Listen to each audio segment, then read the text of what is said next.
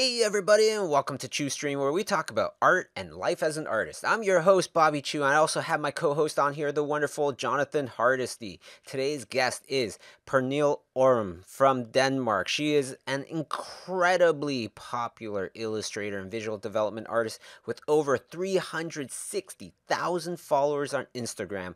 Besides being a successful freelancer, Pernille has also launched two very successful Kickstarters for her art books, Blush, and her upcoming book, Coral, that you can actually still pledge for as of this recording. If you're catching this live, feel free to ask us questions in the chat, but make sure to write the word question in big capital letters so we can see them easier. If you're listening to this pre-recorded and would like to catch a live stream, look up Schoolism Newsletter and sign up. You'll get helpful free videos for artists, notifications of live streams like this, free tutorials, and news from the Schoolism newsletter. It's made for artists, so remember to sign up for that. And without further ado, here is the awesome Pernille Ørum. Please enjoy. So welcome, Pernille. Welcome to the stream. Thank you. Thank you. Wonderful. And of course, my co-host, Jonathan Hardesty. Hey, John. What's up, Bobby? What's up, internets? All right, awesome. So we're going to start it off with a question from John. Is that cool? You had a question ready? So for me, simplification is a huge part of painting for me, and learning to simplify is and was such a hard process for me. And, what to leave out, and it's so difficult. So for me, like the simplification side of things is just, it's such a difficult struggle to figure out what, that's always the struggle. And so, like your work is so unbelievably, like ridiculously simplified, but you're conveying so much. And this is a really broad question, but I guess my question to you would be, what's your thinking behind that? Or how do you prioritize, or what have you done over the years to kind of build that up? I guess it's a really broad question. I know. Sorry. How do you draw? Right, I know. Right. Yeah. Well, actually, I think first of all, it's a high praise for me that you're noticing just that, because that is what I really, really like. I love art that is extremely simple and has just captured appeal in a few lines. So that's always what I've strived to accomplish. So just think, I've been practicing it a lot. I was taught traditional drawing and painting and did a lot of, figure drawings and stuff. So I kind of learned a regular anatomy and then, kept pulling it back and making it more and more simple. And actually, if you look at my early stuff, it's very detailed and very true to real life. And the better I get, actually, if I can say that, the more simple everything gets, and the more I start, removing stuff and just putting in the shapes that define the characters. And that's awesome. Well, yeah, I've seen like that you at least sometimes use photo reference as inspiration.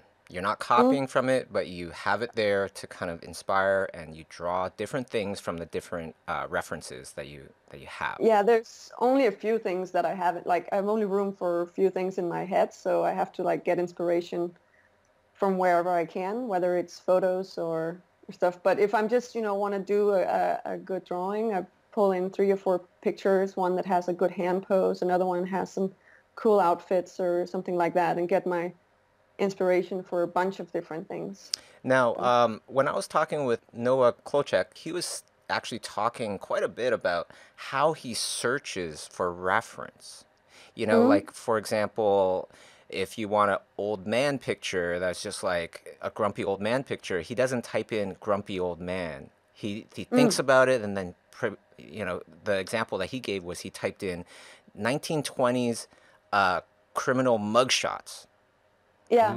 Right? Interesting. Can you talk a little bit about how you go about searching for the reference, the inspiration?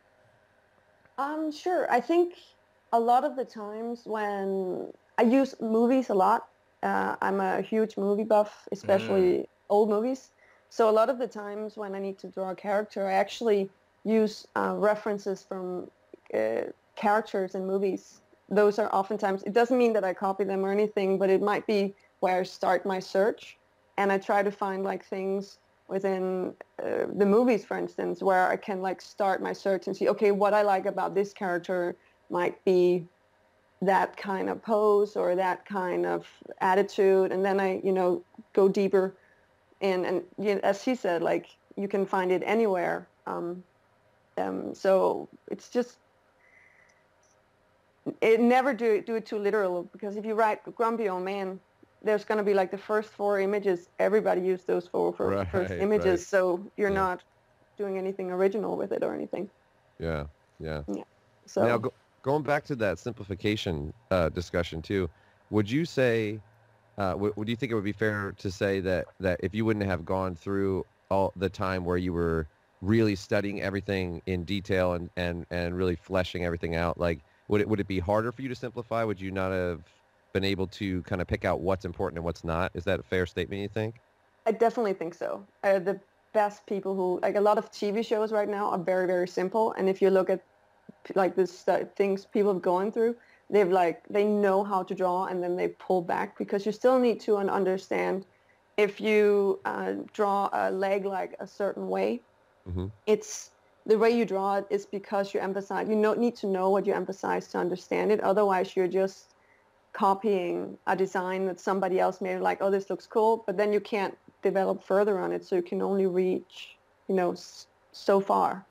So to be able to develop it yourself, I definitely think that classical and traditional drawing does mean so much And to be able to do very well. And it's the same in art, like traditional art.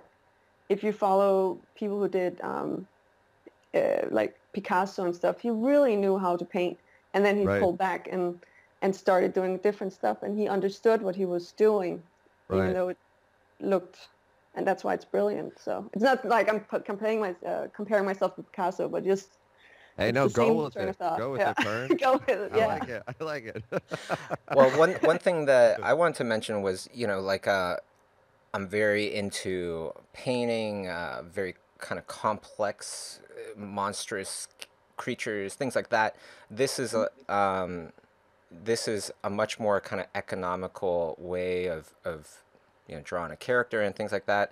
And I learned a ton just from painting over your illustration, and the lines that you chose and everything. So that was another really great exercise for anybody that is curious about doing the same kind of stuff as you do with animation or animation-ish illustrations, things like that. It was a really great learning experience for me as well. Cool. Yeah, so some people are saying in the chat, I just wanted to say this too. Yeah, this video is Bobby actually painting over top of Pern's image. So and yeah, it's absolutely mesmerizing. I'm just looking at it. It's awesome to watch. It was fun. It was fun. I thought, I was just like, what'd be cool? And then I was like, I emailed you yesterday or something like that. Yeah, yesterday. And you emailed me this morning, and I was sitting next to a friend. You know him as well through schoolism, and I was just like, Bobby just drew over my drawing. It was very exciting. It looks awesome. Oh, cool. Well, it's yours now. Do whatever you want with it. Well, So actually, if we could go on to another question, one from our audience, because they are building up real fast. Yeah, they are. Diane asks, what do you recommend on doing to get better at drawing the female body and working on it compositionally to get good pinups? So I guess what it is like, how do you get good at doing awesome pinups? It's going to be one of those really boring answers. It's just keep working at it. Just, keep doing it. Anything specific? I like to dig into more specific type things. Well, I did a lot of, there was a time when I was trying to get better at pinups, and I did a lot of studying on the old pinup images, especially the drawings they did based on images. There's a lot of really well done, naturalistically looking pinup paintings from the 50s and 60s. Like Elfgren. And they've done that. Like, it looks like a real person, but when you compare it to the image, you can see that they took a lot of decisions, and they simplified the shapes a lot. Right. And you can see what they pushed and what they removed. Yeah, even Loomis does that. Loomis does Yeah. that in his books a lot too. Yeah. Yeah, that's true. Yeah, so it's a really good exercise to, if you look at the image, because they did pictures and then they drew after the pictures, and you can really see what decisions they made to make that image just pop, and how they made it. It isn't just narrowing the waist or anything. It's like, okay, make the back straight, and then they make the the front more curved, and like it's straight versus curved used a lot, which is of course very important when you draw especially female characters. It's a technique that I use a lot. So I really think that gives you a lot if you want to improve your, like, just posing characters in general, like looking at other people, what decisions did they, and analyze their decisions, try to understand what they did. I love when you're talking about sketching, like looking at people's sketches as well, because that's a lot of times the finish almost is the candy coating over top of whatever is inside that thing, and you can't really tell how the person did whatever they did unless you saw those preliminary sketches. Right. Yeah. And that kind of brings me to a question about your Kickstarter. What kind of stuff is in the book that you have as your Kickstarter? Coral, baby. Oh, it's going to be good. Coral. I hope so. Like, do you have tutorials and sketches as well? It's going to be mainly finished drawings, and then it's going to be a few pages of step by step, where I take a drawing and like, okay, here's the rough sketch and the more sketch and rough colors and adding details and finally adding shadows. But I do have a stretch goal added for an actual tutorial in the book.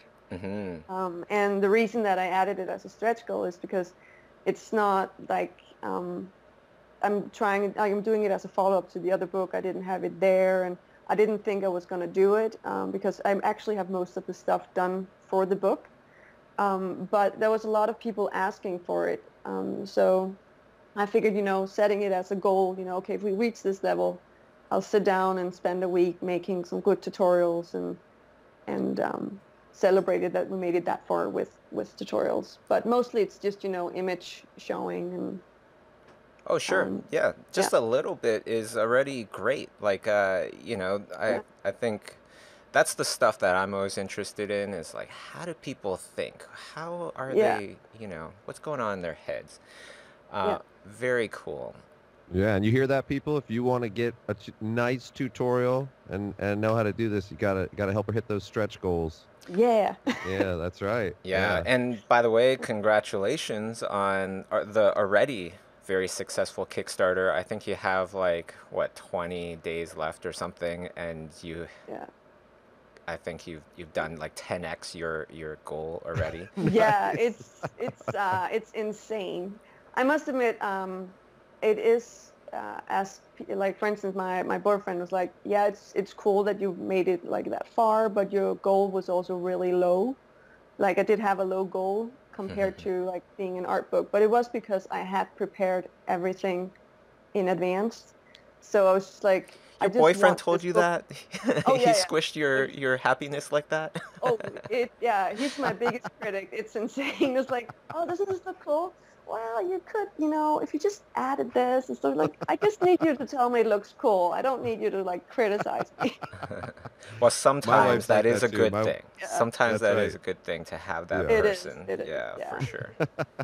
So, but my thing is with the Kickstarter is I'm not in it to, see how high I can make it. I just really wanted to make the book. I was so excited the first time I made one, and I just wanted to make a new book. It's such a cool experience to do it via Kickstarter because you feel like a part of a community, and you're excited about the book, and other people are excited about the book, and it's just a great way of being excited to do it, because normally when you sit with a project, you sit it and you hold it in and it's very secretive, and then you come out with it and ta-da, it's done. Right. But making it with people requesting stuff and being excited about it is it's a really cool experience. So Now, um, okay, so I'm thinking, why was your goal so low?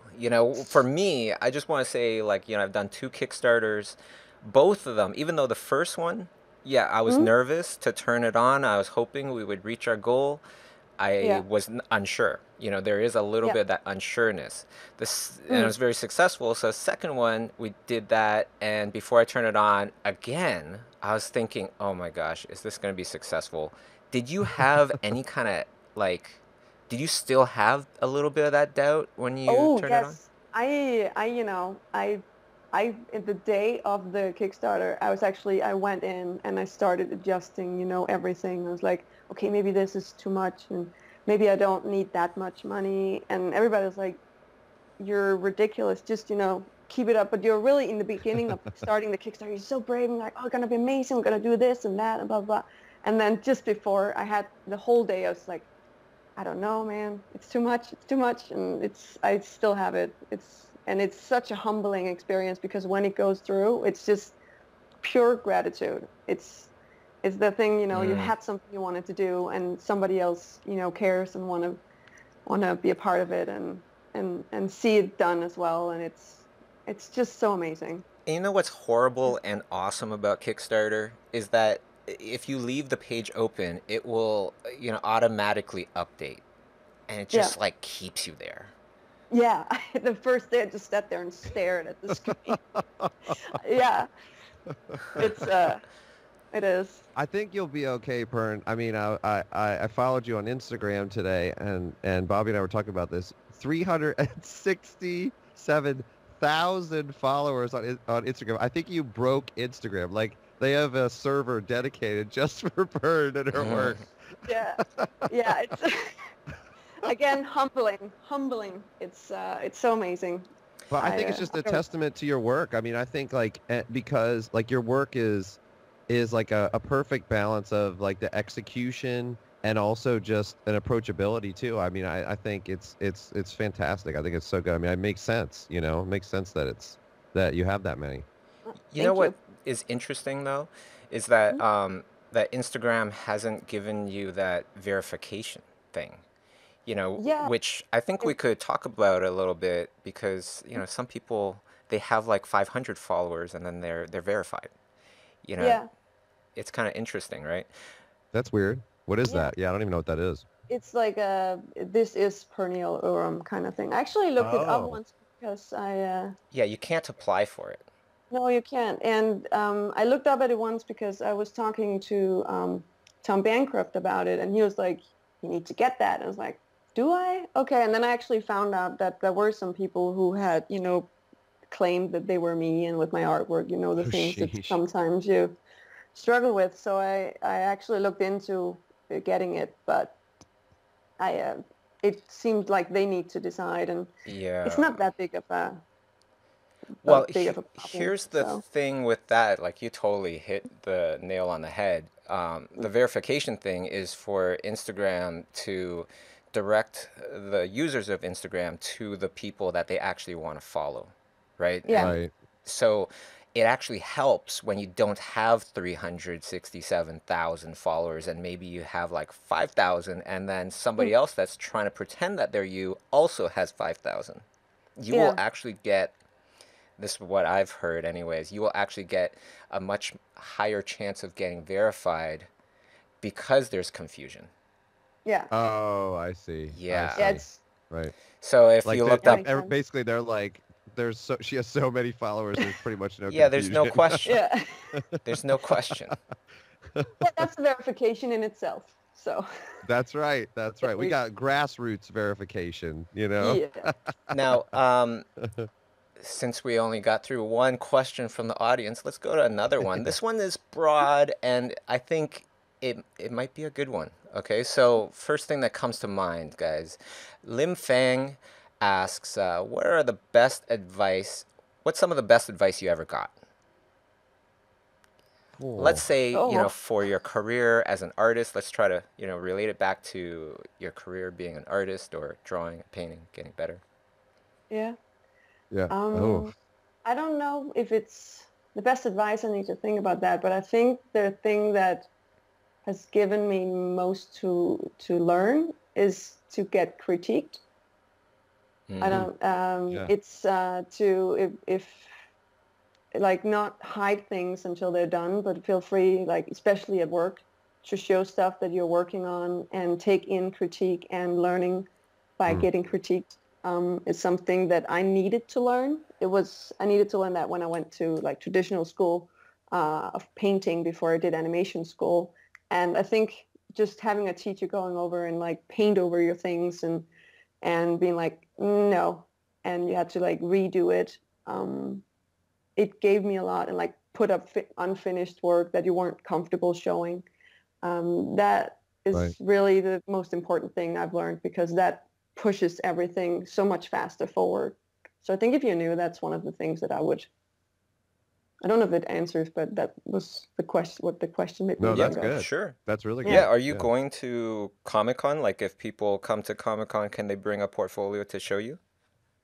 Unfortunately, I'm not going to Comic-Con, but I'm coming to CTN Oh, okay. Right again. on. Yes. November. Sounds good. November. It's going to be good. Yes. John, I am what's your... considering doing, Oh, oh yeah, okay, go. sorry. Go ahead. Go ahead. Nope.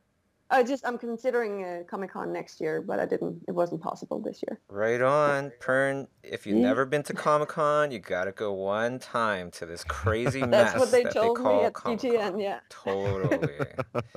If, like, literally, it is a sea of people. At the end of the day, you can't walk, you can't walk fast because there's people all around you in the streets, on Oh, the wow. sidewalk, everywhere. It's awesome and nuts. If you don't like Yeah. crowds, maybe not your thing. Oh, love the crowds. For a limited time, I love crowds. Awesome. Yeah, Yeah, that's me how I too. am, Me but I too. got to get Yeah. out of there at a certain point. Yeah, yeah, So I'm the I don't same. want to leave you out, John. What was some of the best advice you ever got? First thing that comes to Oh, mind. yeah. First thing that comes to mind was advice that William Whitaker gave me, and he kind of told me I had asked him early on, of course, like this was with the understanding that he was saying this in the context of, everything has to be executed really, really well. That's just a given. But he said, let your art lead you. He said, he said, if you want to go out and paint cows for 6 months, he's like, go paint cows. He said, but just make sure that they're the best cows that anybody's ever painted.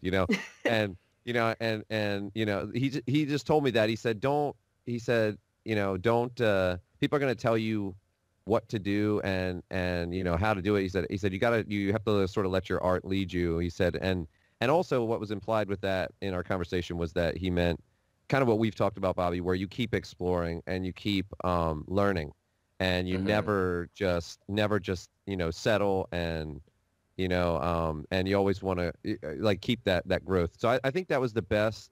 That actually came back to me a lot, when things, even now, things get hard or whatever, and you're just like, oh, you see like this gulf in front of you of skill that you have to acquire and things like that, and it just really helps. It's been really encouraging for me. I mean, there's been a bunch of other things, but that's the one that comes to mind, I think. Mm. For me, the first thing that comes to mind, as you guys said, there's lots of things to kind of choose from, but the first thing was Lauren Lanning, the creator of Oddworld and the whole series Oh of video yeah, games. Very successful they person. were great. He's an artist as well. And I was talking to him about teaching in college and how I was so frustrated with how they kind of did things in college. I was trying to hold back a bunch of students because I don't even know how they got into my year. I was teaching the graduating year, and they were, Mm. drawing at like a first year level. And so Mm. Yeah. I was gonna, hold them back a year. And the school wouldn't let me. They're just like, okay, Mm. well, what can they do to pass? And so, anyways, I told Lauren all this stuff, and I was kind of complaining to him. I was like, man, it's so hard. Like, what the heck? And he was like, it looks like you're trying to cure a rotten apple. You should just Mm. grow another apple tree. And Yeah. that, has become schoolism. Nice. Isn't that Mm. cool? That's That's really very cool. cool. I thought that was That's really very neat. cool. So, big Yeah. shout out to Lauren Lanning, or else we wouldn't even have this conversation right now. Now, We need like an apple tree somewhere, in some logo or something on top of the chameleon. You know what I mean, or Yeah. something, or behind the chameleon or something. You mm, know. now this is a really good question here. Not everybody is kind of born with discipline. Most of us have to kind of build up our discipline. Art of Mhm. John asks, how do you build up your discipline? Do you guys Mm. remember? I Um, do. I mean, I started when I was like 22, so I remember, and I could only work for like 5 minutes at a time because I was so my brain was so I had lacked so much discipline. I think it's kind of the same question as saying, how do you stay on schedule if you're going to exercise or something? And I think number one, you get involved with the community. I think that helps. Get other people around you that are involved in it as well. That makes a huge difference. Hmm. I think number two is you have to know, like, this is another piece of advice, I guess, that stuck with me, that it's okay to not like something that you're doing and do it anyways. That's okay to be like, I mean, if you're working out, if you're becoming, an artist or whatever, there's times when it's not pleasant. Whatever you're doing is not the most fun. It's not pleasant, and that's okay. And you just like accepting that fact that some things, kind of suck when you're in the midst of it, but it on the tail end is going to be good for you. I think just helps in so many ways. But that's what I would say. yeah, that sounds right. Yeah, I don't know if I'm the opposite, but I always drew. Like I don't have discipline in life, but when it comes to art, it I have a lot That's of awesome. discipline. I That's think. awesome. Yeah. Well, I've seen your So posts. They are very consistent. they are, and it's just I had a small period of time where it felt like a job that I had to post a lot. It was like when I was going from having a few followers to having a lot, and all of a sudden I felt this, I had to do it. And you can also tell that I can tell when looking at them, I don't like those posts because it's just forced that I'm doing it just to do the drawing. Um, but luckily I'm back now where I just love to draw and most of the time the things that I'm posting is when I do a lot of work and then I get an idea for a drawing I want to do for my own while I'm working and I just, it doesn't take a lot of time to do a bunch of the drawings that I do on Instagram. So it's just like a relaxation thing that I do for myself. And it's because I can't help it. It's because I love doing it. I don't have any drawing things at home at all because I know that I wouldn't be able to not do it. If I'm not doing anything, I would sit down and I would start working on my computer and doing artworks and stuff. I can sit down for 8 hours and just draw if I'm in the right mood. Just put on an audiobook and just draw. So, but it is something that I've built up, and it's, as you say, the frustration. Sometimes I have the days where whatever I draw, it doesn't look good, and I hate it. But if you're in that groove and you can get into that groove where you just love drawing. Does that make sense? You can get into that feeling of just Yeah, yeah, being in the Yeah. zone, and it Yeah. takes time to develop getting into that state. Like it took me a few years where I just, kept working through all those tough points, and now you develop faster the more you just enjoy it and play with it and don't get frustrated with it and just, oh, I guess I learned this today. Don't do it like that and stuff. So, That's right. That's right. Yeah. yeah. You gotta, as you have said, Bobby, you have to will the muse into, you have to, you just get to work and the muse shows up, Yeah. yeah, yeah. We were talking about advice earlier, and it's just kind of, when I kind of read that the mind is not the brain. The brain is an organ, just like your biceps or whatever. You know, Mm, it your brain doesn't always do what you actually want to do, right? mm, It will tempt you with, oh, I really want to eat that giant chunk of cheese and just it's a whole wheel, but I want to eat the whole thing. Like yeah. it Right. tells you things that are not good for you that you actually don't Right. really want, right? And Yeah. Right. once I heard that, I was like, oh. And that made, like oh, I just want to sit there and do nothing. Then all of a sudden I started thinking that's not me wanting to do, Mm, sit there and do nothing. That's my brain. Yeah. right? But So, also yeah. sometimes you go in and I want to do like a bunch of my own stuff. But then, for instance, I'm doing a job, designing something that's like I really don't feel like drawing that day. So you really like there is a difference between getting inspired to do your own artwork and learning by that. And then there's just the job where it's like, yeah. And doing art is the same as every other job. Sometimes you love it Right. and sometimes it just, just want to get out of there. Right. Yeah. Yeah, Sure. Sure. And yeah. that's normal. I mean, that's just Yeah. emotion. That's just how it's going to be. That's That's and the it's challenge okay. of I life as an artist, yeah. really. Yeah. Yeah. Everybody goes through Yeah. that. Mm. Totally. Even Totally. like the people that are working on the best projects in the world and they are just sick of Star Wars, but they're not going to tell anybody. They're just, Right. they tell Yeah. their closest friends, if I draw another Yeah. lightsaber, I'm going to freaking poke Right. it right through my eye. Right. Yeah. Right. Yeah.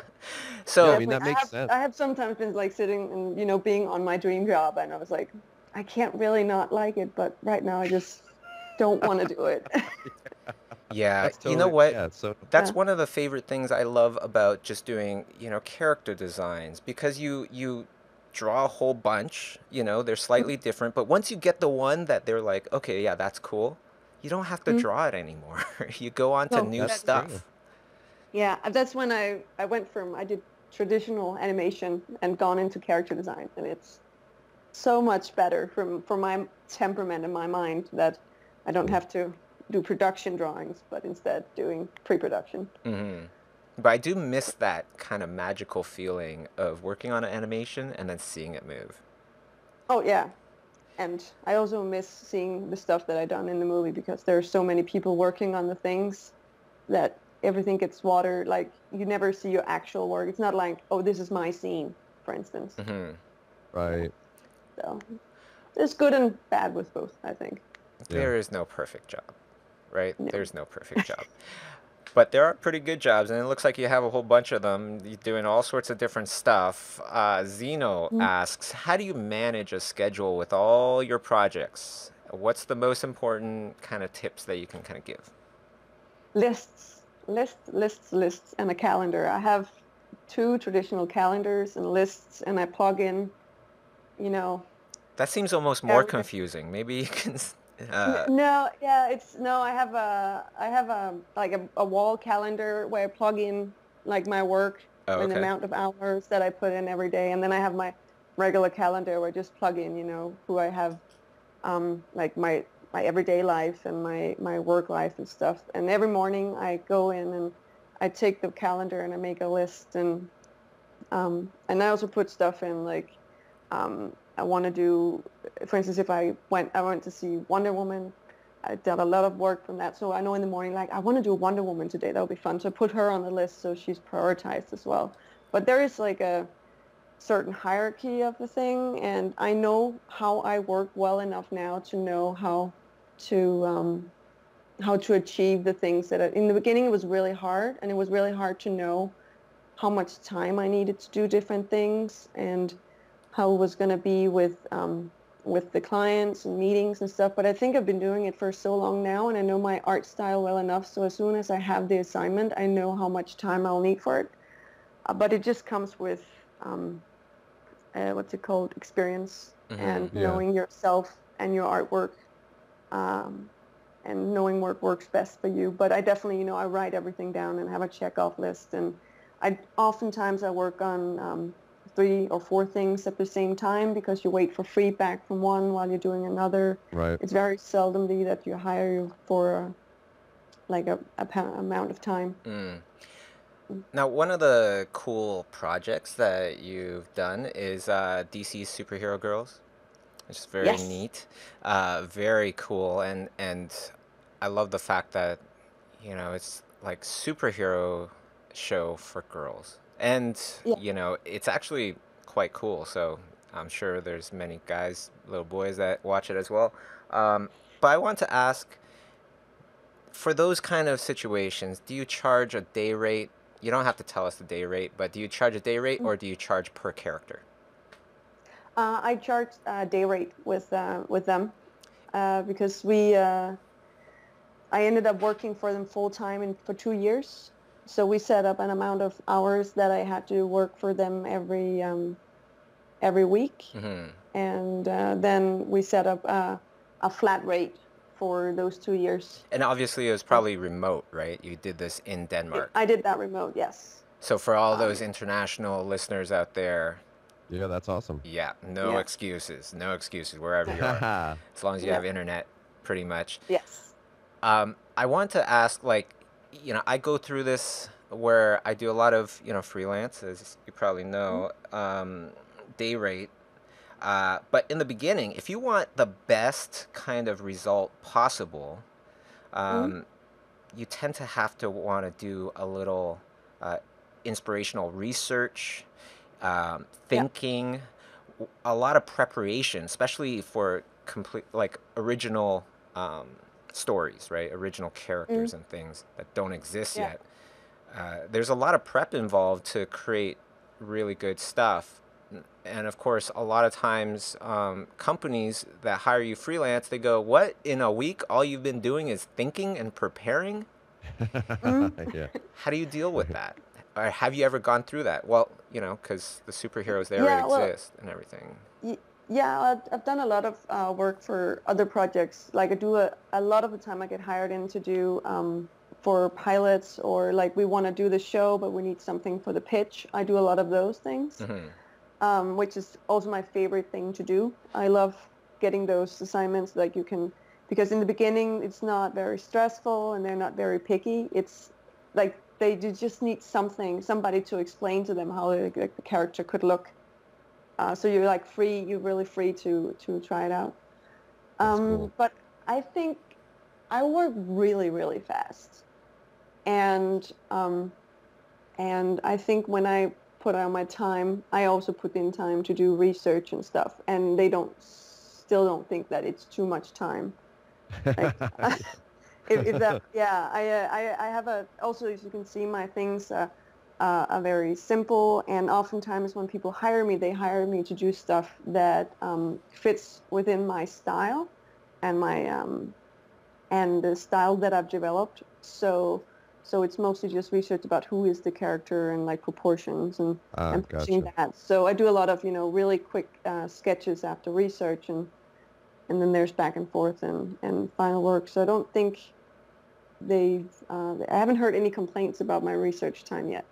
This that kind of leads into another question that Jocelyn Schmidt had, because I'm thinking, if you get hired to do things in the style that I mean, obviously extremely proficient in, and so then what happens is you end up kind of doing, very, very similar work over and over again, and it can end up being like that. So she said, "Hi, Pern." She said, "Can you talk about your process on learning and working on your weaknesses? I'm interested in how you go about self-improvement, and the same for me and you, Bobby." She was asking, because yeah, for me, because like, how, like, when you get into a situation like that where you've basically pioneered a very particular style where everybody can look at your work and say that's Pern's work, Mm.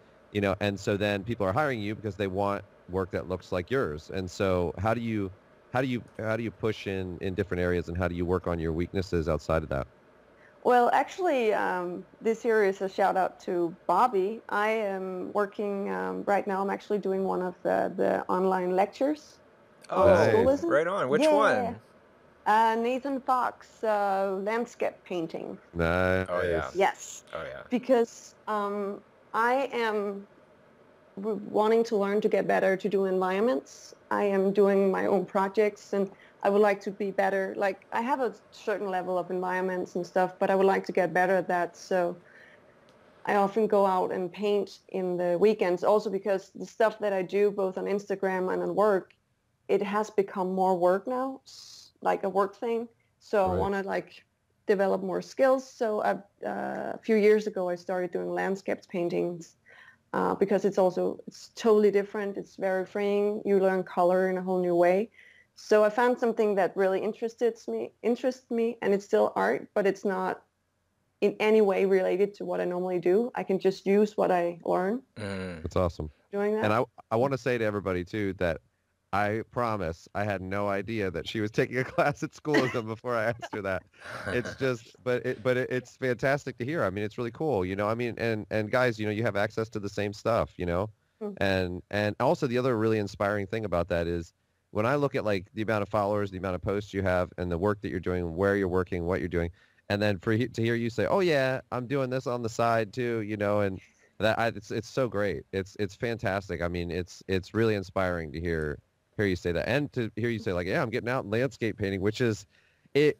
Anybody that does it, I just started. I took some time off, and I just started back up with my friend doing it on Mondays again, and I'm like, oh yeah, that's right, bugs are flying into my paint, and like, Oh yeah, and we almost haven't seen the sun in Denmark yet. It's still raining so much.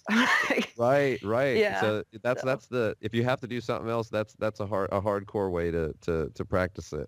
Yeah. It's good. Well, also, you know what? That is the thing that I've seen over the years, the top artists that I respect the most. That's the thing that they all have in common. Like Yeah. Daisu Tsutsumi, Robert Kondo, art directed so many Pixar movies, the Oscar nominees, this kind of stuff. They study all the time. They, Right. are constantly trying to improve. And a lot of us, if we're at that level, we'd be like, we made it. We're done. I'm just going to Right. live Right. fat and have a great Yeah. life. But they Right. don't do that. And same with Nathan Fowkes. Same with me. I'm always trying to learn something because that is the ultimate antidote to a bad career. If you're Yeah. always learning, you will never have a bad career. Yeah. And also, like, it's just the mindset of whenever I've done a drawing and a few days pass, I'm like, yeah, I could get better if I just tried this and that. Like, you keep pushing yourself. You're never really satisfied with the drawing. There's always something that you want to improve on. Now, Totally. That is how I feel, really. are you taking the subscription, or are you taking the one where Nathan actually paints on top of your work? The one where he paints. The one where he paints. Oh, yeah. Yeah. That's awesome. You know what I love about that is the nervousness that we all go through, no matter who we are, of handing in our stuff and like, what is he going to say about it?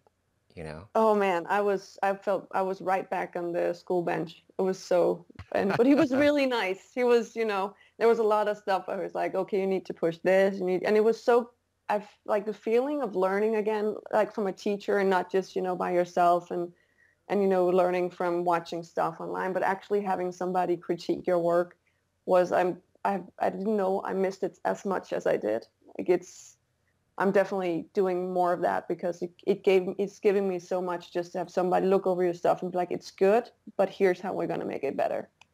And that's why you're so damn good, That's because awesome. you're actually like really Exactly. humble with your stuff. If certain Yeah. people had 360 something thousand followers, I've kind of That's a lot actually. of pressure too. I gotta be honest. That's a lot of pressure. Oh Like, yeah.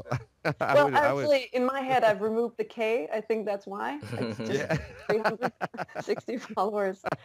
If you start thinking about it, I think it's gonna petrify you, and like because then everything has to be so important. And I hope that's one Right. of the reasons that people like it is because I'm kind of like, well, this is me drawing. This is me. Right. Yeah. Yeah. So. That's awesome. Now, Eddie asks a good question. Eddie asks, when do you think it's a good time to focus on making a product instead of learning all the time? Do you have any thoughts on this?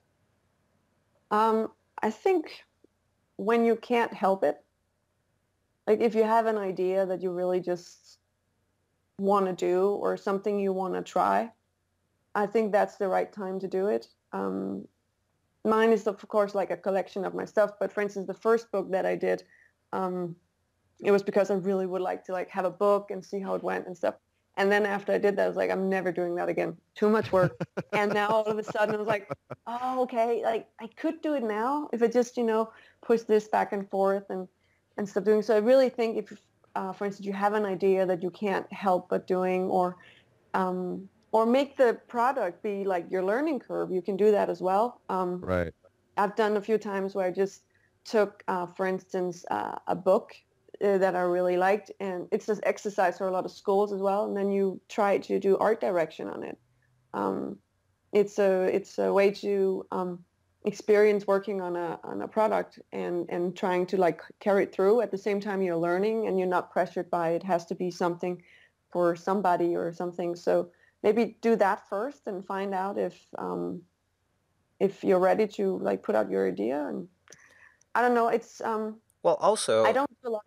Yeah. also, if you don't mind me just adding this in, like, it does feel like you've mixed the two together, like Mm, learning, the output of your learning has become part of your business because you post it, you post these yeah. drawings that you might have, you're doing, a lot of us, we do drawings because it's challenging. It's not because Mm, it's simple, the simple stuff mm, we kind of don't care that much about anymore. yeah. Right. Right. Okay. Yeah. Mm, Yeah. That's awesome. yeah. So, But for instance, I am collaborating with somebody soon to make like a first original project. And this is the first time I'm doing it. I'm really, really nervous because now it has to have like a real output for it. mm, Um, but if you think about it, I've been doing this for a lot of years and still haven't. I think if you have the urge to do something, you should just do it. Like if you really want to tell some story or you Right. have something, just mm-hmm. don't hold back. You're going to Well, why? learn through it, and no matter how much you learn, you're going to learn something while you do it and regret you had some decisions, even the best ones. Do that. Yeah, good I'm luck looking with that forward to seeing that. project. Yeah, Yeah. Yeah. totally. Mm. Very cool. Uh, it's always, it needs a little luck, a lot of effort, but it's so worth it. If you have your own Yeah. thing out there, it's great. Yeah. Um, Yeah. You know a little bit about that working out for you, Bobby. yes, That sir. Yeah. Yes, project sir. working out. I'm gonna Yeah. have an actual, if I could kind of say, I'm gonna have a panel for our show, Nico and the Sword of Light, with Kay Asadera, Jim Bryson, and Adam Jeffcoat. We're gonna have a panel for our show that comes out on 21st on PrimeVideo.com, Amazon's streaming site. It's gonna be good.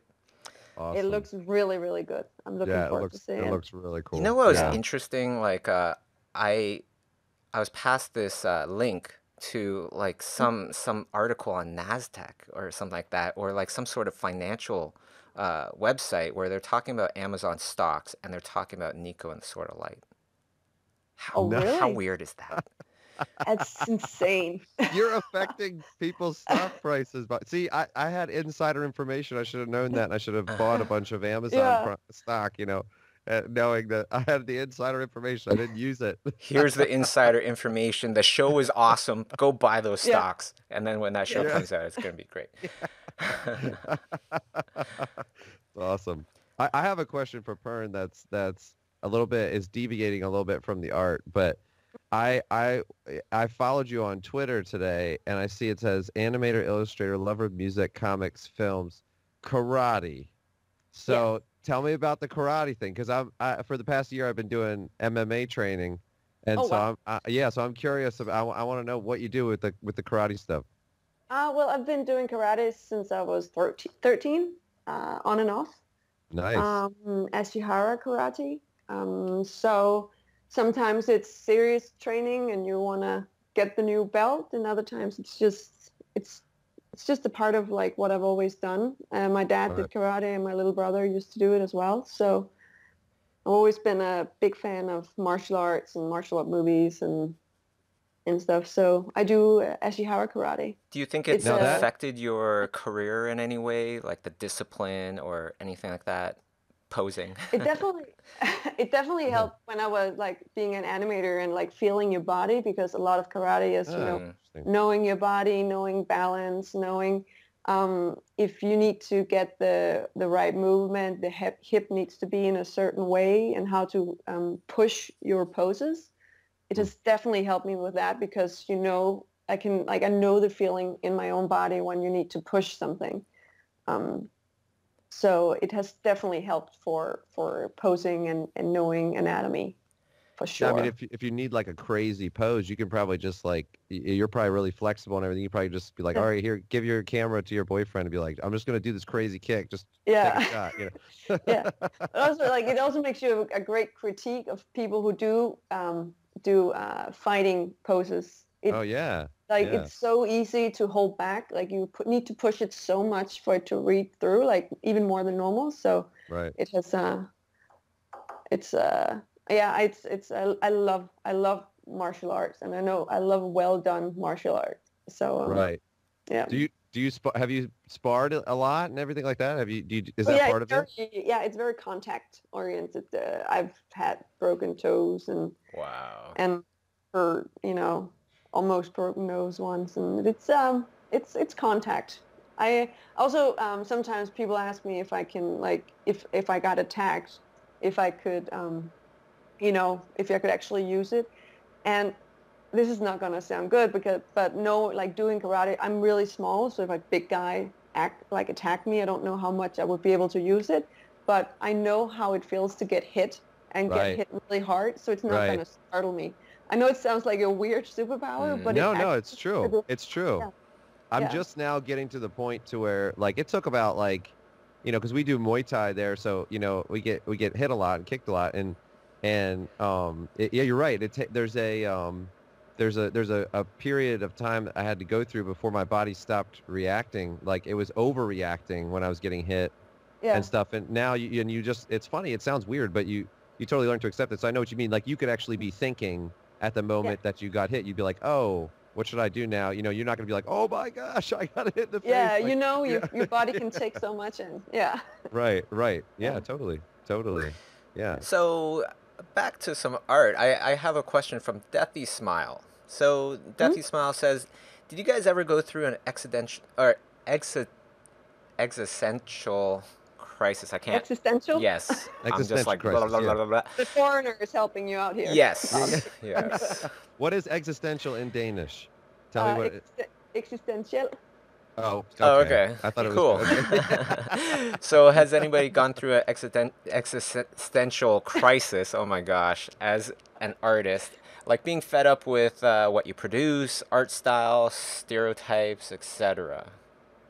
Every week. Yes. Yeah. Yes, I was gonna say that's what I was gonna say.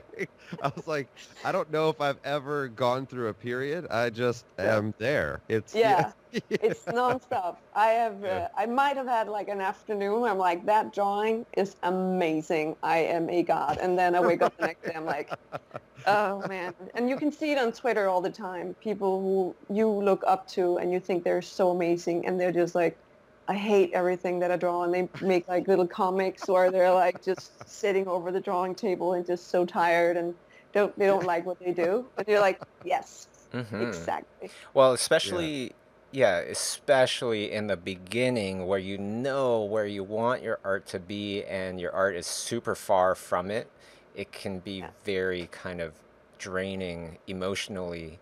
A Yeah. lot of us even have these moments where you're thinking, can I actually be a professional artist? Will I be okay? Mm. Was there a period in time, Pern, where you finally said to yourself, you know what? Yeah, I think I'm gonna be okay now. Yeah.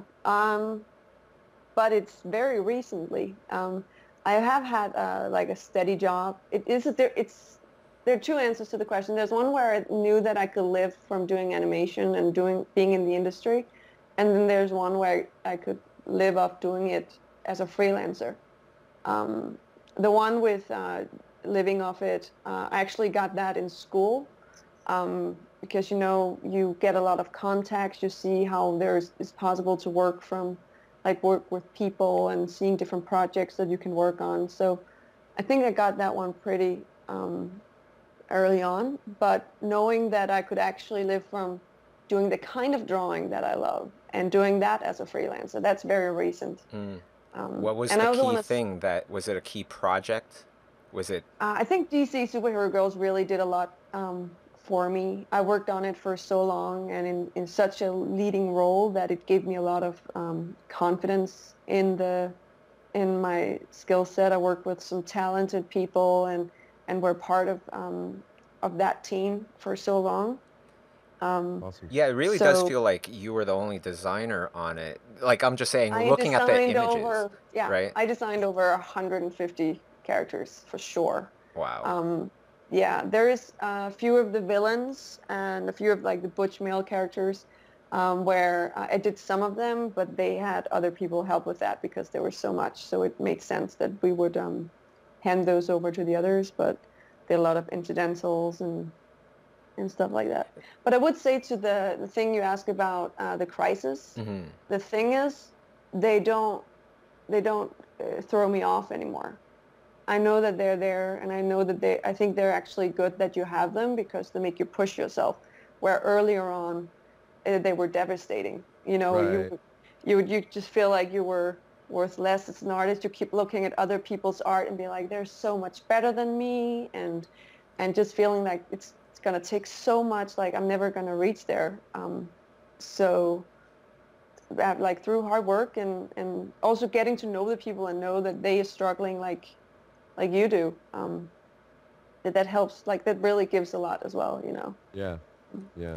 Yeah. I mean, and it like it has transitioned. I agree with you because it's transitioned for me into, I mean, like you see these huge gaping holes, or I'm not going to speak for anybody else, but I'm saying I see these huge gaping holes in my technique or whatever, and Mm. it does, like, it can get you down, I mean, in the past 5 or whatever years, it's really morphed for me into, like, I just get excited when I see someone just killing it. Like, I Yeah, just get I do too. excited. Yeah, and I'm just like, how'd you do that? I'm like, like, I'm like, man, that's amazing. Like, and it actually gets me motivated. It gets me, like, fired up, like, to go I'm the do same something. way. Yeah. And for instance, if somebody, like, I really love, again, simple character design. So if somebody has like a brilliant way where they just drew a hand or something, I'm like making mental notes, like I don't need to remember that way of, Right. because like that's a stroke of genius. And it's not like I'm copying the hand, but it's just like Right. getting inspired from all these, like I have the same way. I have felt like the last 3 or 4 years that it's changed. It's no longer a competition. It's more like, oh man, that's awesome. You're awesome. We're all awesome. Like let's Right. all Right. just, you know, Bobby and I always enjoy this. joke on this stream because whenever, because everybody must think this, like, when people come on, Bobby and I are like, you guys, you're so awesome, and people are like, well, you guys are good too, and, like, and it's like this back and forth. But seriously, like, it really, it feels that way because the more you learn about it, and the more you fall in love with, like, the process of learning and just growing as an artist, the more it really does. I mean, you know how hard it is too, and it really just does Mm, excite you when other people are doing something amazing. It's just, it's so cool to see. yeah. Yeah. But people must think like that we're all it's like a total fanboy moment for all of us. But Yeah. I genuinely feel like that. Yeah, me too. Yeah. That's why I do these streams as well, is just to, kind of make an excuse to just chat and pick the brains of my favorite artists, so I was it's about it's Yeah. to great. say it's a brilliant move. Yeah. I Yeah. know it's awesome, right? That's what you're saying. Make your learning the part of your job, right? It's good. Yeah. Yeah, more and more. Pretty much this whole year, everything that I've been doing has been geared towards learning, but I kind of, double it up into something like a stream like this and things like that, Mm. where it can be part of, helps the business as well. So that's Yeah. really great. Um, I just want to answer one person's question, Aaron here. What's the secret to getting a booth at Comic Con in Artist Alley? Every year I fill out the application but never get a response, not even a letter of rejection. Double check your email address that you're sending it to. And, a lot of it is like, what's your claim to fame kind of thing? Because I'm not totally certain, but it does seem like, if you have a really good claim to fame, then you'll get in. But it is difficult, I know. I've heard. Mm. Mm. Yeah. So if you're Pern that has 360,000 followers, you put that on your application. Right, Hello. exactly. I'm I coming own all the way from Instagram. Denmark. um, Instagram has a dedicated server for my followers. that's pretty It's badass. awesome. That'd be awesome. Uh, it would be awesome. I bet it's probably true. Now, Yeah. the clueless artist asks, how do you stay simple but keep a good anatomical structure? That's a good question. I think it goes together with the other one that I said, understanding the anatomy and knowing what you're doing. Like And it is really, really, how hardcore do you get into the anatomy? Like, do you know, every muscle, every bone kind of thing? no, no, I'm not no, I don't remember her name, but she's the one who does. I also from schoolism, like Oh, where you know all Carol. the muscles. Yeah, Carol Whitlatch, Yeah. she knows down to the molecules, pretty much. it's insane. She's insane. No, I just think I know the ones that, like the visible ones. You know, the ones that go across the arms, and just how things go together, and where the overlaps will be, and how to like take a character and like the cylinder kind of anatomy. You know, they have the cylinders and like the Hmm. few muscles that Mhm. to pull the like either have the characters going forward and backwards and understanding perspective and stuff. It is just really a lot of hard work, um, I would say, to get a character to like to understand. It is a lot of knowledge and then pulling back. It's not even like I don't even think about how original anatomy is, and then start pulling back. It's just something that I've memorized. It's like karate, you don't think about the action. You just Right. it's natural. It feels right. And And then again, if I have to draw something I'm not really used to, then I go in and analyze it and I go over it and how does this go and decipher it and stuff. So I still do it, just not with female characters because I've done that a few times now. Mm. right. I can play more with those. Like Yeah. 20,000 times Yeah, probably. a Yeah. lot. Yeah. Yeah. Yeah. But each of those, like the thing that strikes me too is even when you're keeping it, like it's deceptive, everyone, because you look at it, it seems very, very simple, and it is. It's Mm. very simple, but then every single undulation, every single curve, every single slight, variation in the line then becomes extremely important to Yeah, it convey doesn't something. take a lot of to like have a character be off. One Right. of like my main goal and my main thing that I look for when I look at people's work is appeal. Mhm.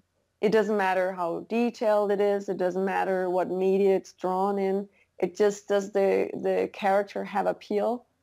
And you can't really like it's personal what you think appeal is. Mm. And Yeah. but I just think that's the main goal for me. It's just appeal. Um, Mm. and that's so and it's so little, especially with the type of designs that I do. It's so little details that you need to get wrong for it to not work. um, Interesting. yeah, so Yeah. sometimes I also like I have the drawing and it doesn't feel right, so I sit there with the scaling tool just a bit to be like, okay, if I make this wider or the eyes smaller, so it's not like I sit down and start from the top and then the drawing is just perfect, even though Right. there's just few lines. It's a lot of and then you have to go in and build up the characters, define the hips, define the chests, um, pull back that image, low opacity, and then go over and then find the clear lines that define the shapes that you just found by Right. exploring the character. So it's the same as everything else, and it's not just even though it's easy lines, it's not easy work. It's still exploring the characters and the shape behind the stuff. Totally. That's great. That's awesome info too. Awesome. Hopefully, you hit all those stretch goals and you put out a real cool Oh tutorial yeah. for all your pledgers. Yeah. That Let's will do be it, guys, so we can get yeah that tutorial. I want the tutorial too, so let's do yes. it.